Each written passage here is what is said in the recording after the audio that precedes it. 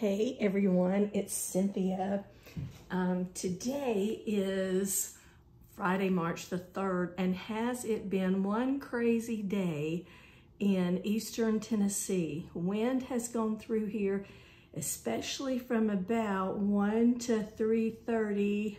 It's still blowing out there, 4 o'clock, and it has been crazy. So I'm a little late getting my video on today. I hope you're doing well. Everything is well. There are a few twigs down in the yard, but we had a few flickers of light, but we have been under a tornado warning, and I think quite a bit of the South has been. I hope everybody's okay, but it seems to have passed us now, maybe entering up into that Ohio Valley. So prayers to all you guys up that way. Hope everything is great, that you have a good evening as well.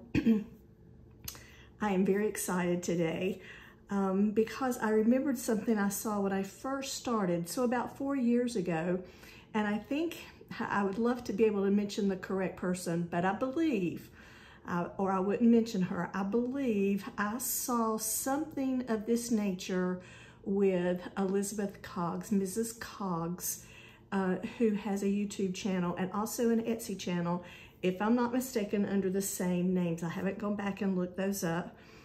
She's one of the first people that I saw create journals, and she was turning pages in a journal, and she said, this is a DigiStamp, and then she'd turn another page and I'd see a little black, what looked like a stamp from an ink pad, boom, there, maybe a mouse or a duck or whatever it was, a rabbit or something. Maybe even just a little saying. Well, when I first began journaling, I had no stamps. That had not been in my repertoire of anything. I wasn't a card maker and switched over. I had done one scrapbook years ahead for my mom and I, who went on a cruise. And when I finished that one scrapbook, I said, I will never do another one of these. Of course, I had that great Southern thing of wiping the back of my hand across my forehead. I will never do another one of these. But when I saw Mrs. Coggs share a journal that she had made, I thought, I was immediately hooked. And so I did it. I kept thinking, DigiStamps, what in the world is a DigiStamp? So let me tell you what I did. I kind of remembered that. And I came in, and I'm going to show you what I did, tell you where I got them from. It's an old encyclopedia, and it's from like 1903, 1905. I can't tell because I've somehow lost all the cover and the pages where I've taken out so many pages from here. But what I did is I just came in, took a pair of scissors. In times past, I've used a knife or a utility knife or a craft knife. You could just cut down the edge to loosen the page, pull lightly, and those pages come right out like this. Then I took my paper to a guillotine or a little paper cutter and trimmed that edge off because I didn't want any edges to catch as it went through my printer.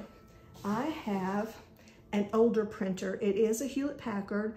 I believe it's 4100, maybe 4500 series. I'm not sure which, but I could not believe how well these pages went through because this is something that I had not tried before. Now, I'm not using small DigiStamps, excuse me, the way I saw Mrs. Coggs do them. I went in for something bigger. So, to begin with, Pixabay. I've mentioned this before. Pixabay. I went there to find my stamps. I think I put in a butterfly black and white or a butterfly vector or something of that nature. If I couldn't find it under one, I would go under another one. And I would pull it up in my Google Docs, which is where I make all of my papers. And when I did that, I printed it out. And I started this way. And the reason you see a line around here is I recently purchased a journal from, just checking to see if that's on screen good. I recently purchased a journal from, who did I purchase a journal from? Wendy at Wendy's Journal Adventures. I absolutely love Wendy. Actually, Mrs. Coggs, the first video I watched, Mrs. Coggs was making had made a journal for Wendy and was showing that, and I thought, I think I could do that. And so one thing led me to another. Okay, so now what I've done is I just ran that through the copier. I put several pages in there and just ran through what I had put out. Now today, because of what I've seen Wendy do, I wanted to try that. She sometimes in the journal, and she's so much straighter than I do. That's pretty straight, but Wendy gets like, she kind of kisses the edge, even maybe closer than what that edge is right there for me. I don't know how she does it, but I know she was a quilter and she just sews well. I think I go too fast. I don't know what it is, but anyway. Let me also caution you, if you choose to do this kind of thing, I did not glue this down because I was in a hurry. Oh well, and just trying to make it work. So I've ended up with a little crease here. Well, that'll be something for me. I won't sell that or give that to anybody else, but I just wanted to show you what that looks like. I simply sewed it to a piece of coffee stain paper so that I could later put it in a journal, and this is kind of what I had in mind, and the reason why I put that butterfly on one side of the page. And the nice thing about Pixabay and using Google Docs, I mean, this might work in Microsoft or other things as well, but I can do this in Google Docs easily. I can make this, it will enlarge and decrease without losing value for the most part. It is just such a simple process. So I want to encourage you, if you don't have stamps and you want to use stamps in your journal, try this, and it doesn't have to be on this old paper. I just wanted to give you a variation and an idea of how you might use something like this in your journal. So I could just simply sew this right in with another signature that I had there, and then it's just to flip. I can journal here because I've sewn this coffee page together. This one, I would put a pocket on this or just leave it for the effect because it is old paper and it is quite brittle, and I like the effect of that. So just to give you an idea of what my thought process is, let me share a few things with you. So, as you can see, I went a little over the text here, and I didn't like that so much, so I tried again. Do I think that's bad? Absolutely not. And I think it would be great to, let's see, and if I've gone, see how I have gone a little bit larger than that? Let's see if this will work in a journal for me, for my typical size.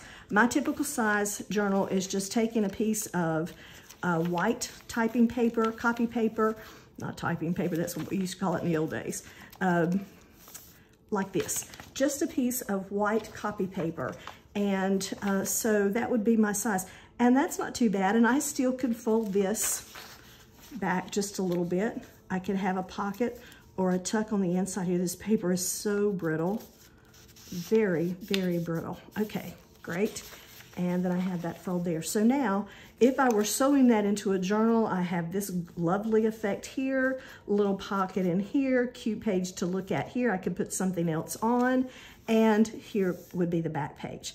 So how cool would that be to use in a journal? And again, you could make your DigiStamps to where that they were small, as if you were stamping. Now this is not a stamp, this is a little, I think I used a little, what do you call it, stencil right here. And this is just a cutout. But if you wanted to use a DigiStamp, then you would do the same method. If you don't have stamps on hand, you use DigiFiles. And there you have it. Okay, so here's what I did. I kept going and I thought, oh good, so now I can have one on one side of the page and one on the next side of the page. I love it. And I love it on the background of that old text because that's so pretty. Well, then it's about Easter, so I had to start working on some rabbits.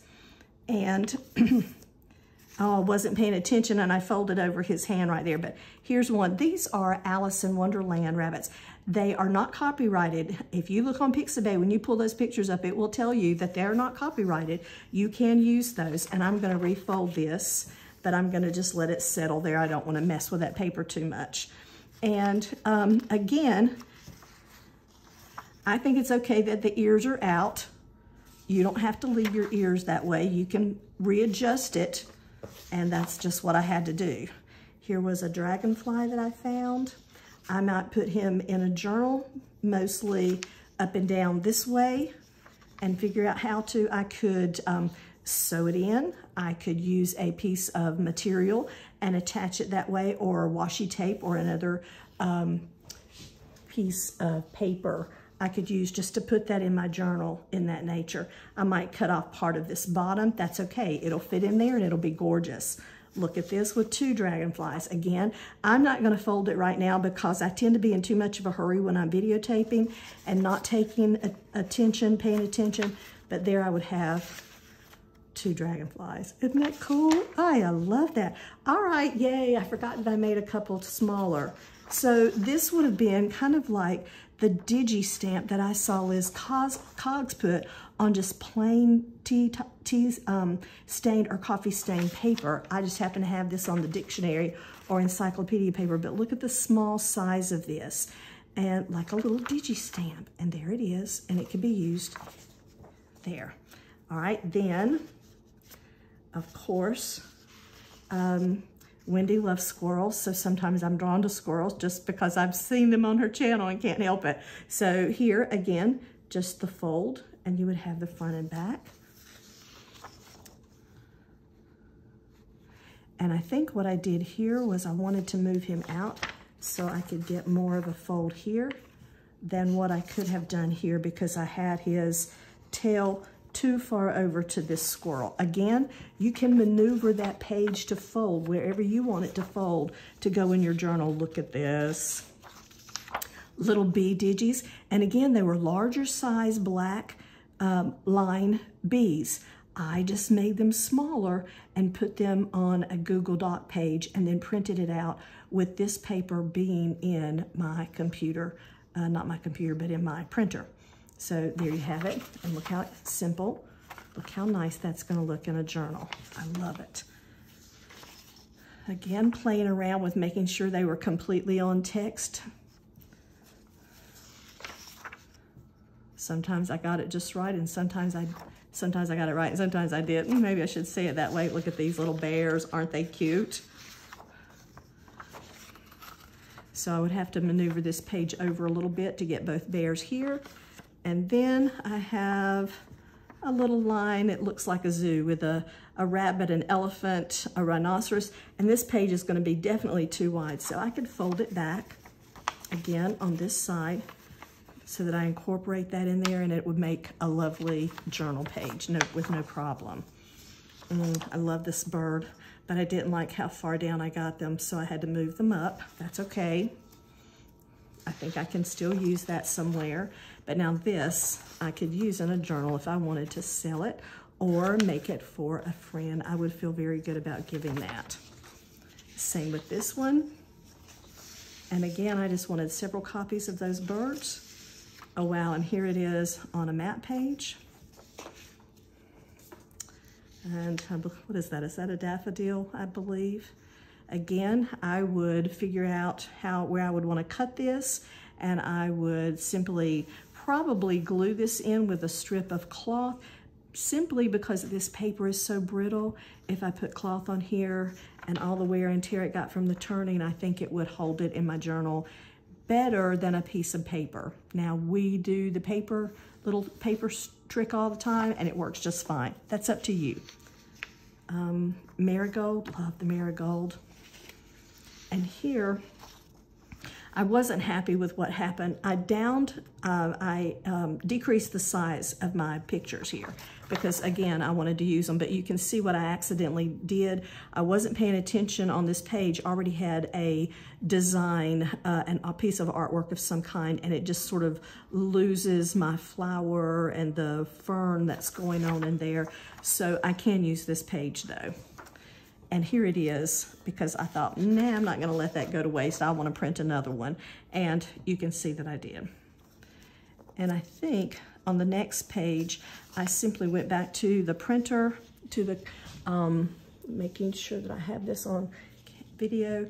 I went back into the Google Docs and just slid this image down a little bit further of the page so that I could get more of the center fold there. Here, again, I can use it still. I can play with that. Excuse me.